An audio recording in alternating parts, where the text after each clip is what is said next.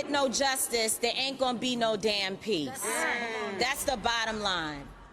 Let me just start off by saying to you that black people are in a state of an emergency. We are in a state of emergency. Black folks in America. And those who support us need to understand the depth of the state of emergency. And it didn't just start today, but it is at a critical point. We are at a point when folks, grandmothers, all the way down to little babies are tired.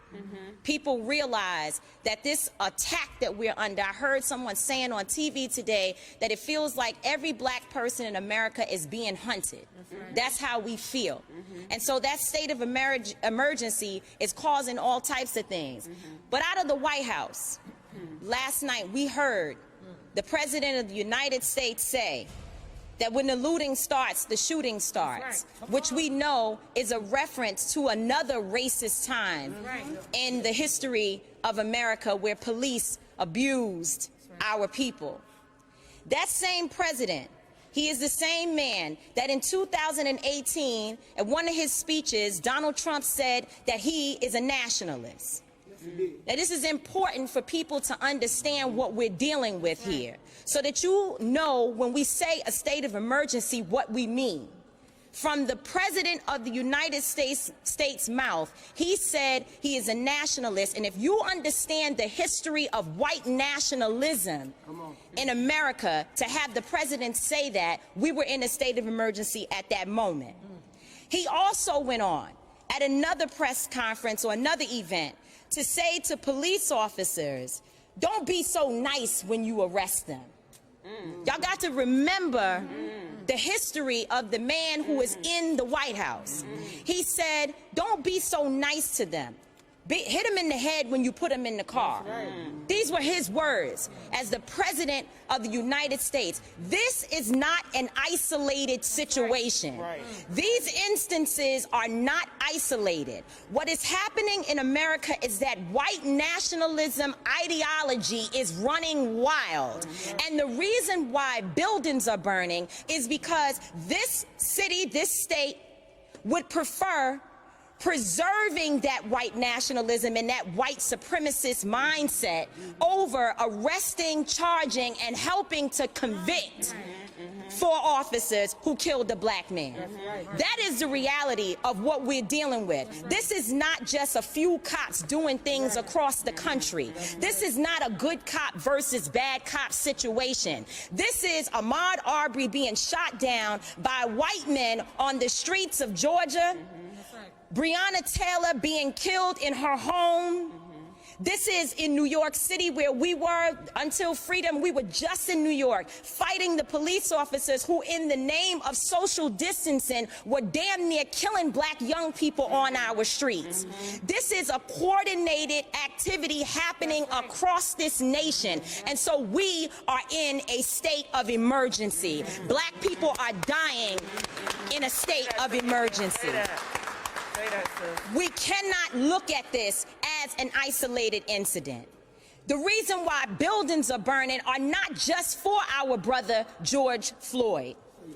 They're burning down because people here in Minnesota are saying to people in New York, to people in California, to people in Memphis, to people all across this nation, enough is enough. And we are not responsible for the mental illness that has been inflicted upon our people by the American government, institutions, and those people who are in positions of power. I don't give a damn if they burn down Target, because Target should be on the streets with us, calling for the justice that our people deserve. Where was AutoZone at the time when Philando Castile was shot in a car, which is what they actually represent? Where were they? So if you are not coming to the people's defense, then don't challenge us when young people and other people who are frustrated and instigated by the people you pay. You are paying instigators to be among our people out there throwing rocks, breaking windows, and burning down buildings. And so young people are responding to that. They are enraged, and there's an easy way to stop it. Arrest the cops. Charge the cops. Charge all the cops. Not just some of them, not just here in Minneapolis. Charge them in every city across America where our people are being murdered. Charge them everywhere. That's the bottom line. Charge the cops. Do your job. Do what you say this country is supposed to be about, the land of the free for all. It has not been free for black people, and we are tired. Don't talk to us about looting. Y'all are the looters. America has looted black people. America looted the Native Americans when they first came here. So looting is what you do. We learned it from you. We learned violence from you. We learned violence from you. The violence was what we learned from you.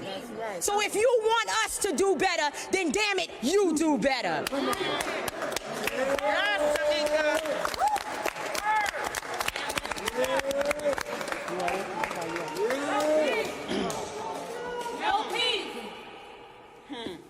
Come on. We gotta let that settle. Yes. Whew, thank you. So we're going to bring up our next speaker, who, as Adair said, traveled here from Texas. We can't imagine what you've been going through. Losing your best friend, George Floyd, to something like this, where the nation saw him plead for his life and have to take his last breath. Nobody should have to die like that. Nobody. So next up, we have Stephen Jackson, a former NBA player, best friend of George Floyd, standing here in solidarity. Please welcome him.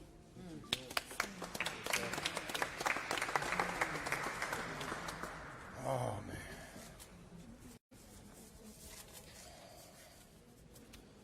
Who said common sense was common? Talk about it. What happened to common sense? My brothers, I love y'all. I love you too, bro. My queens, I love y'all. We love you, brother. I'm not scared. Say that. That's right. Say that. I'm not scared. I'm hurt. I'm angry. But I ain't scared. I ain't scared at all. That's right. To my white brothers, I love you. Every race here, I love you. But it comes to a point now where if you love me and you not standing on the side of me, then your love don't mean shit. Say that. Say that. Say that. Yes. I'm at the point now where I'm tired of being a bigger person. That's right. I'm tired of walking around and seeing white kids and feeling like me being having a big heart and just giving love to every race and we not getting it in return. We entertain and we doing everything for everybody else, but we the ones get shitted on. Come on, brother. Bring it. I'm here because they're not going to demean the character of George Floyd, my twin. A lot of times when police do things that they know that's wrong, the first thing they try to do is cover it up and bring up your background to make it seem like the bullshit that they did was worthy. Right. When was murder ever worthy? Never. But if it's a black man, it's approved. You can't tell me when that man had his knee on my brother's neck, taking his life away with his hand in his pocket, that smirk on his face didn't say I'm protected. That's right. That's what it said. That's what it said. You can't tell me that he didn't feel that it was his duty to murder my brother and that he was fine with it, and he knew he was going to get away with it. You can't tell me that wasn't a look in his face. We've seen this so many times, and we see it right in our face and we don't get no justice. That's right. What happened to common sense? That's right. What happened to just opening your eyes? Your eyes don't work now? Videos, what is videos for? Videos don't work now, they don't mean nothing? Only when you black. Say that. My brother was someone who died trying to be a protector and a provider for everybody. But one thing a lot of y'all don't know, that's damn near every black man. That's right. Talk about it. Because where we come from, we have to learn how to protect and provide. How not? The ones that don't know how to protect and provide, the ones that ain't proud to be black, are the ones that get knocked off early. You have to be strong where we come from in order to survive, in order to be successful. It's 10 times harder. And I tell people all the time, the difference between me and my brother Floyd is I had opportunity. So many of my brothers are so talented and sitting in the ghettos and the hoods right now because they don't have opportunity. That's right. Big facts. And y'all wonder why we angry. We're not just dying. It hasn't been fair to us. That's right. So at this point, y'all murdering my brother. Now I see y'all punching my women. We don't have a choice That's right. but to stop asking and not really demanding. It's time to start taking. It's time to start taking. And my voice is screaming farther than people know. Because I come from the dirt. I come from the mud. You dig what I'm saying? And the people behind me, they come from it too. And we here standing together. I need everybody to stand with us. If you're not with us, you're against us. And it's no more pacifying, no more straddling the fence. Either you got to play this our side or you're on the other side. There's no straddling the fence. And I'm talking to everybody, black, white, blue, green. Come on. Come on.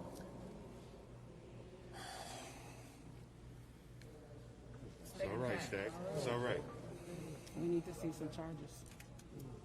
Strong, Stack. You got it. It's okay. Imagine this.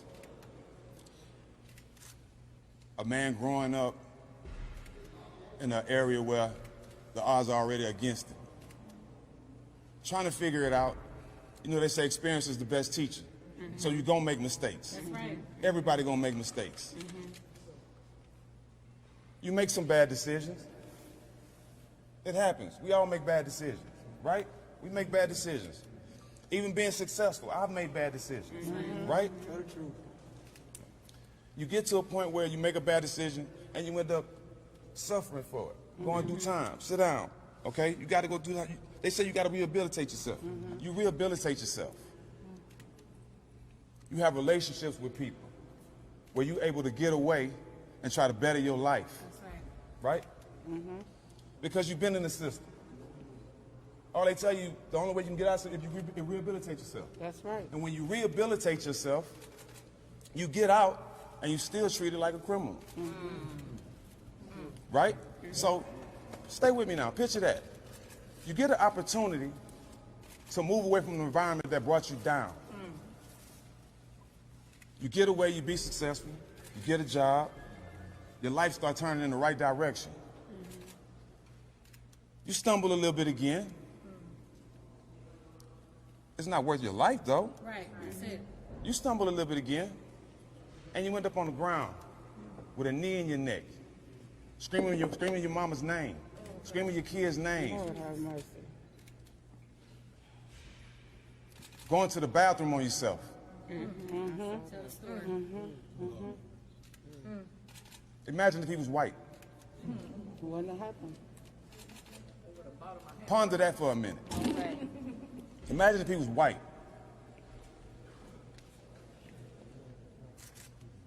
It would be 30,000 more cameras in here. Let's keep it real. It's over for sugarcoating shit.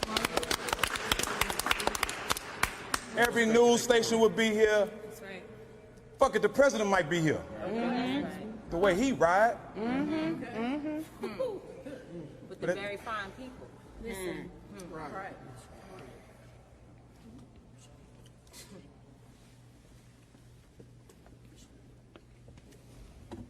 We, as black men, we've seen a lot of stuff as far as murders and people being taken from us. Right? True. But now, not only it's been seen by us and our brothers, but it's been seen by our children now. So I'm sitting there watching this, And my daughter tells me, Dad, I can't leave you. Because I seen what happened to your friend. And I think you need me. My daughter's 6 years old. Oh my God. For my daughter to see that and tell me that I need her at 6, imagine what the pain and the frustration is in my mind right now. Because my daughters are seeing police punch on them and slam them to the ground. And we ain't getting no justice. And we as fathers are starting to feel hopeless. And when we feel hopeless, we retaliate. And if you're not giving us no answers, we got to come up with our own answers. And we willing to do that. That's right. Understand that. We willing to do that. We going to use our platform. I'm going to use everything I have to get a conviction, to get all these motherfuckers in jail. Excuse my French. I'm angry. You speak your truth. But I'm a proud black man. Say that. Say that. I mean that from the bottom of my soul. Come on, Shaq. And I can say that and tell everybody here I still love you. That's right. But I'm at a point now, I don't need your love. I honestly don't need it. And want me to tell you why I don't need it? Because the love I need has always been here. It's always been here. We just haven't came together yet. That's good. But I'm starting to feel it. Come on. I'm starting to feel it. I'm starting to feel it. I'm starting to feel it. And I thank God for everybody here. But we came for justice. We came for convictions. I definitely came because this city is definitely going to take care of my brother's kids. He has 2 beautiful daughters that he can't provide for. 2 nights ago, I'm on the phone with Roxy. Gigi don't even know. She still ain't told her daughter. So she decides to tell her why I'm on the phone. Imagine the cries from a 6-year-old girl that just found out her dad has been murdered for the world to see. Violently, for no fucking reason.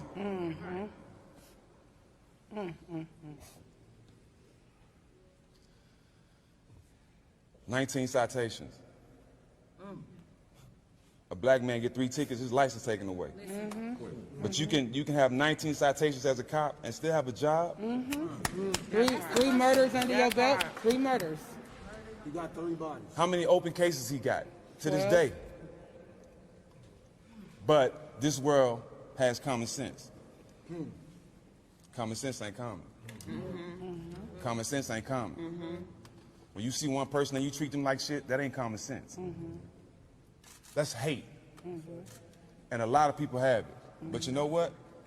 It's building up in us. We can't love forever. Right.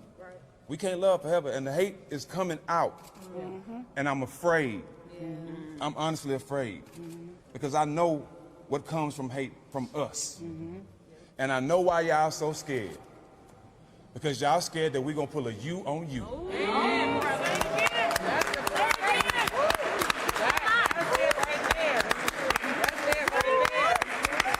I know why y'all scared. Y'all been doing us wrong for so long, y'all think karma's finna hit you right back. Chickens came home to roost. But we're gonna do this shit right. That's right. And it ain't gonna stop.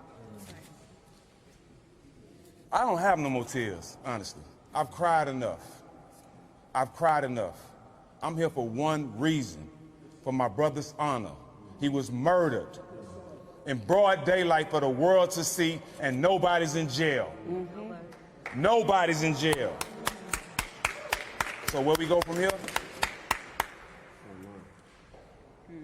Where we go from here? To the front line. We going to the front line. That's right. And anything you see, so be it. So be it. So be it. I want you to see it, because this is real pain. How can you tell people to stop doing what they're doing when all you have to do is have common sense? That's right. Common sense ain't coming. Common sense is not coming. I walk right here and slap this man behind his camera.